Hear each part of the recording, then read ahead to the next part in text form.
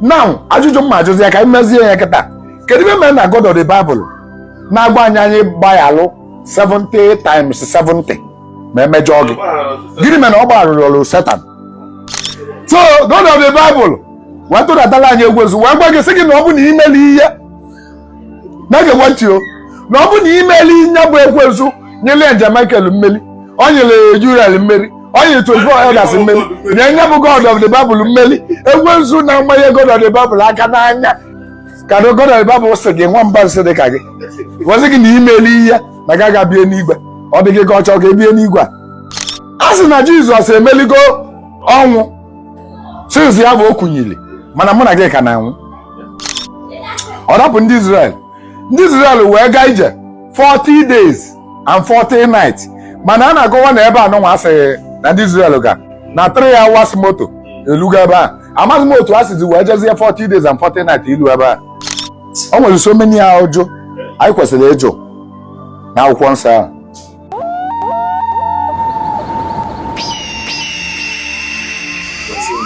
Now, agbara gị nọ Adam, Eve, Cain, Abel, ọ dị mmadụ one? Mmadụ 4. Cain wee kugbuzie nwanne ya wee gbawa ọsọ maka akụgbu onye ka ndị ga-akụgbu ya. Ọ gbawara ọsọ ma ga-akụgbu onye, onye ndị ga-akụgbu ya. O wee gbaziere ọsọ wee jee na the land of Nọn wee jee nụọ nwaanyị. Na nwa ajụjụ moto ndị ụka. Onye anụnwa Cain na-anụ nwa ya.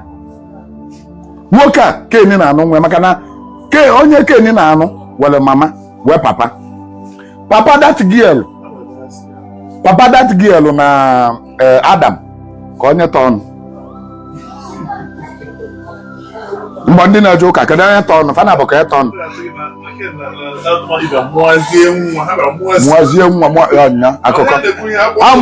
Ha mụazili nwa ma jin mụ na ga bụrụ ovu ka ezebe SS na AS na AAS wepụta. Ebe ọ bụ na ha mụajili nwa a na-akọ eli. Denu onye anụnwa Cain nụrụ nwa ya were grandmother wee grandfather wee ụmụnna, maka ụmụnna ka o melibe wee nụwa nwa ya. N'onye bụ the first man in the Bible nụrụ nwaanyị. And otu esi anụ nwaanyị bụ na a na-eme n'ihe isi mee ihe isi ọgwa mmadụ ka o meli ya. Ndị o meli ya kedu onye ka ebe? Kedu onye ka ebe ka ọ ga-eke ebe? Ba na Adam ka onye bụ ụzọ kee.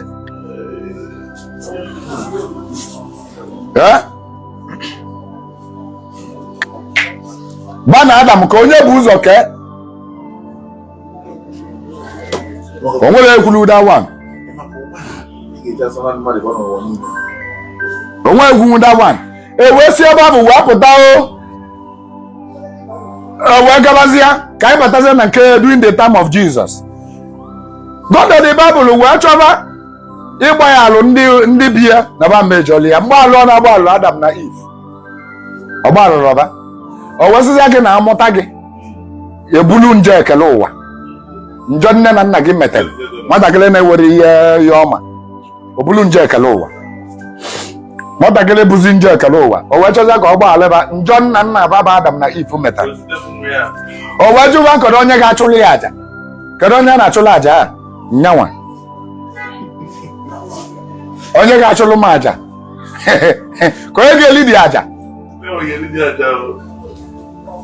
O wee jụgide onye ga-achụlụ aja, onwe ya tụpụrụ ya ọnụ. Ndị angel niile atụpụrụ ya ọnụ, onwe ya tụpụrụ ya ọnụ na-asị ya onye anyị this man is very wicked. Gbaalụ ndị a anọ m na 24 elders emeghị advice gbaalụ ndị ọjọọ. Ndị angel niile emeghị advice ka anyị kwetazie na angel na-eme exist. Be emeghị advice gbaalụ ndị a ọjọọ. Ba niile wee gbasị anya nya gbaalụ ọjọọ. O wee jụbaza kedu ya eziga na mere na ọnwa ya tụpụrụ ya ọnụ. Eje Michael gba ọsọ ma ewepụ ha sị Gozie Okeke ọsị o wezi kedu onye mmeziga onye ya ejere m ịnapụta ndị nke m na-agbụ. Gịnị mere na agbụ ahụ na ọmemme ka agbụ kpapụ ndị ọsịsa? Now my question bụ maka na Satan a na-ekwu na ọnya bụ ekwensu, Satan abụrụ ekwensu. Satan abụ ekwuru side story ya. Satan anụ nwaanyị na-akpọ n'ọnụ anyị mere inherit na anyị na Satan adịrọ na mma maka ya na God of the Bible na-eso okwu. Kedu ibe na-eselụ Satan na Chineke? then abịa na akwụkwọ nsọ asị gị na mgbe Satan chọrọ ịnwa Job na o jekwugwalụ God of the Bible jekwaje bara bụ eme meeting o ka na-esezi okwu ha na-esezi okwu ha na-abụ na-elikọ ha bi na-elikọ o jezi ịnalụ permission si ya ka ọ nwa Job o wezi ya ọya nwa odibo m bụ Job mana emetụna mkpụrụ obi ya aka o wee mee Job wee tawa afụ niile ọ na-ata ọ na-awa ọchị ya nwa Job nwa ụmụ Job niile nwụsịcha anụmanụ Job niile nwụsịcha God of the Bible dị very very very heartless nọ ebe a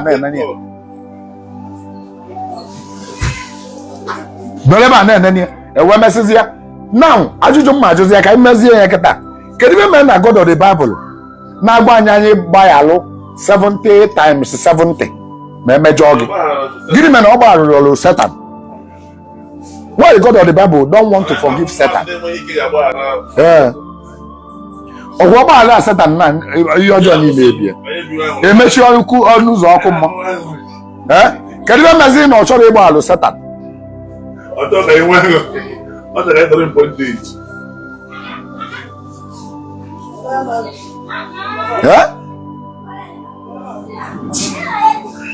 Kedu ibe mmelụ unu na God of the Bible ama practice ibe ọ na-akụzi? Practice what you teach. Forgive one another. Forgive Satan. Okay, ọbara ga-asị m ịma ihe Satan enweghị mbọsị mwepụta ihe ọbara asị m ịma ihe Satan melie nwanyị oge jikwa ali otu a mgbe nne gbuo onye gbuo nne gbuo onye enu. Why God of the Bible ama mgbu Satan? Ọ bụ na ọ ma forgive ya nne gbuo onye ka ụmụ ya kwụsị ịta ahụhụ. Ọgwa agwa gị na ọ fụrụ gị n'anya too much. Wazị o ji wee kwe ka ọ bịa gbuo onye ọ bụ ụdị ya sef nọ na ọ fụrụ anyị n'anya Satan wabịa isi n'eluigwe zọrọli ya na eze ọ chụdati ebe ndị ọ fụrụ n'anya anyị nwa ọ fụziri n'anya ọ chụdatazia Satan na be ndị ọ fụrụ n'anya si anyị na ya nọdozi ya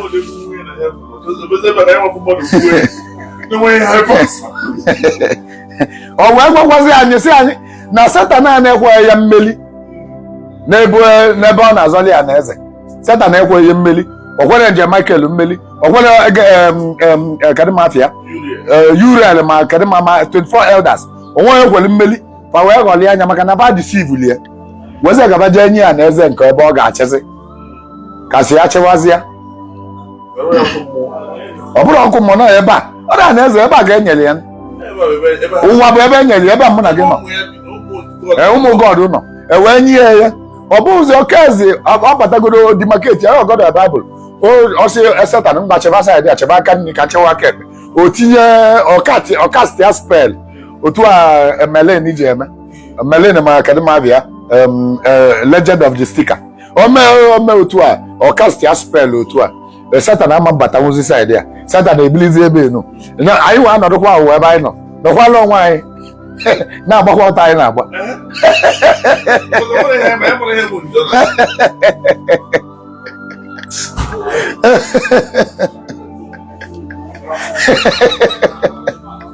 so God of the Bible wee tụdatala anyị egwezu wee gwa gị sị gị na ọ bụ na imeli ihe na-egekwe ntị o na ọ bụ na imeli ihe bụ ekwezu nyere nje Michael mmeli o nyere Uriel mmeri o nyere 24 elders mmeli nye nye bụ God of the Bible mmeli ekwezu na mmanye God of the Bible aka n'anya na-asị ya na eze n'ụwa nọ n'ụtọ dị ya na ọchịsigo nyapụta ga nyachia ka God of the Bible sị gị nwa mba nsị dị ka gị wazị gị na imeli ihe na gaga bie n'igwe ọ dị gị ka ọ chọọ ka ebie n'igwe a eluigwe ọ dị gị ka God of the Bible achọ ka ebia ọ dị gị ka ọ chọọ ka ebia ibe dị na akwụkwọ nsọ ka anyị na-akọwa ebe a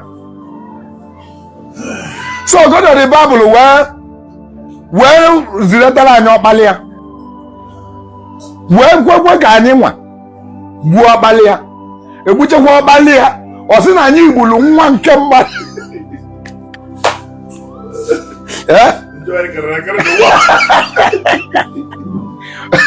o ziretara ọkpali ya ka ọ bịa chụọ aja ọgbalị ya wee bịa wee nọdụ even ekwensu sef Satan bịakwuru ya na ọ ga-akpali ya na-akpa nkata ọsị anya mma okwute ka ọ ghọrọ achịcha ọsị ya Satan nke ga-amụ n'azụ o wee lụzie anọkọta sịzie na kedụzi ajọ ire Judas mere maka na o nwere anya nụrụ Judas as sent maka ibe jiri wee sị na Judas bụ sent na Judas lalụ Jizọs wee nye n'aka ndị Filipian ọgwa ndị Filipian wee nye n'aka Filistian wee ranye wee ralụ nwa nke mmadụ wee ranye n'aka ha nama na ewere sent Judas mana God of the Bible melie ka ọ dị otu a now gadimafia bụ Judas mere akalaka ya otu God of the Bible si wee ka anya na oyibe nye na ya kpalụ ka ọ bịa mee n'ụwa na ọ ga-alanye nwa nke mmadụ n'aka ndị Filipian will of God no mecheze will of God ọ na-akpọ ya asị now ndị Filipian ka Filistian wee sị na ọ gaba gbuo nya bụ nwa nke mmadụ bụ Jizọs bịakwala ịchụ aja maka anyị ewe mere politiks na ya Uchechukwu na-eme ebe a ewesizi ya na kedimabịa bụ kedima onye nke nwakwala aka Pontius Pilate wee kwa aga wee sị na aka ya adịghị ya na aka anya na ụmụ ya adịghị ya nya bụ chelu ibe nna ajụ bụ nye Jizọs anwụrụ ọrụ Pontius Pilate ọnwụ chelu ọ bụrụ matara of ịkpọ ikpe chelu Jizọs nwụrụ anyị niile ọnwụ mana Pontius Pilate sị na aka ya adịghị ya so iwe ọpụta bụ na ọnwụ a Jizọs nwụrụ na Pontius Pilate ama nketa oke maka na ọ sị na aka ya na aka ụmụ ya adịghị ya ọgwụ ya nya ga ọpụtalụ so eweluzie mgbe Jizọs bịakwala ime ebe ọ chọrọ ebunye ya obe ike gwụ ya na Golgota ọ daa ebu iti ya eluzie mgbe a kụrụ ya ọgbaba onye nwe m ya bịa nyere ya aka onye nwe m wee gbu ya nkịtị ọ tụpụghọrị ọnụ o weluzie mgbe Jizọs nwụrụ ya bụ nwa atụrụ eji wee chụọ aja o wee nọ mkpụrụ ụbọchị ịtọ o wee kunyikwe n'ọnwụ dazi ewu iji chụọ aja nọkọta ịchụcha aja ewu kunye kedu isi aja ịchụ egwula na nie ya okunye mba egwura na asị na mgbe ahụ n'okwute ka a na-adochi ibe ọ bụ na mountain adọrọ ya ewebara viepu okwute ọpụta ọbụna ọpụtago then a sị na Jizọs emeligo ọnwụ since ya bụ okunyili mana mụ na gị ka na-anwụ mmadụ ngwụla today a sị na Jizọs emechigo igodo ọkụ mmụọ mana aga na ịnọgwa gị repent maka iji ọkụ mmụọ na gị ya eje ọkụ mmụọ ma ọ bụ na ị repentara kedu ebe mere na Jizọs nwechalụ ọkụ mmụọ ka yele ya kedu ebe achọ m ọbịala ịsacha njọ anyị niile Jizọs nwụrụ ọnwụ n'ihi njọ anyị ma njọ anyị ka ga-eme eme ma ndị anyị mere eme ka ọ sachapụ ya ka njọ pụọ kedu ebe o ji wee nwụchaa njọ ka dị ụfọdụ ndị mmadụ ka na-ejekwa ọkụ mmụọ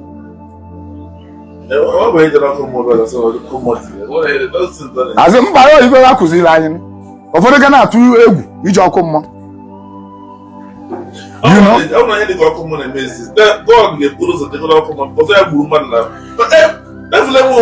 check here the whole Bible verse.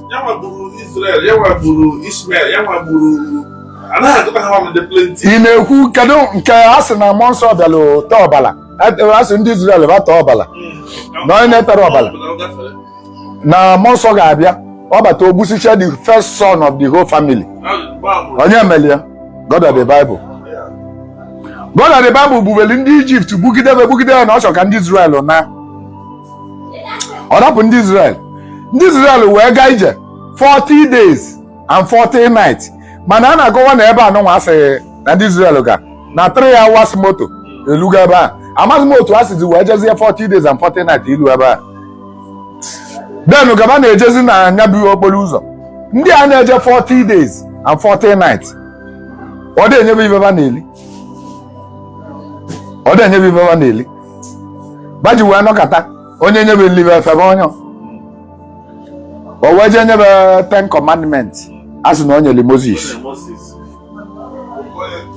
ọ bụ na 10 commandment o nyere Moses bụ nke wene chi ọzọ belụsị ya. Mana ndị Kedimabịa, ndị Egypt welu chi ọzọ belụsọ nya bụ God of the Bible ka ndị Israel wee dị rich. As in time of the Bible, no God ka they use. Back Israel bụrụ orure na-agbalị bụ odibo ma back ya wee dị rich. O nwere so many ọjọọ anyị kwesịrị ịjụ na akwụkwọ nsọ ahụ. O nwere so many ajụjụ anyị kwesịrị ịjụ. Ibe ji wee brief olu God distance small kọwatụlụ gị bụ ka ịjụ ka na onwe gị ese.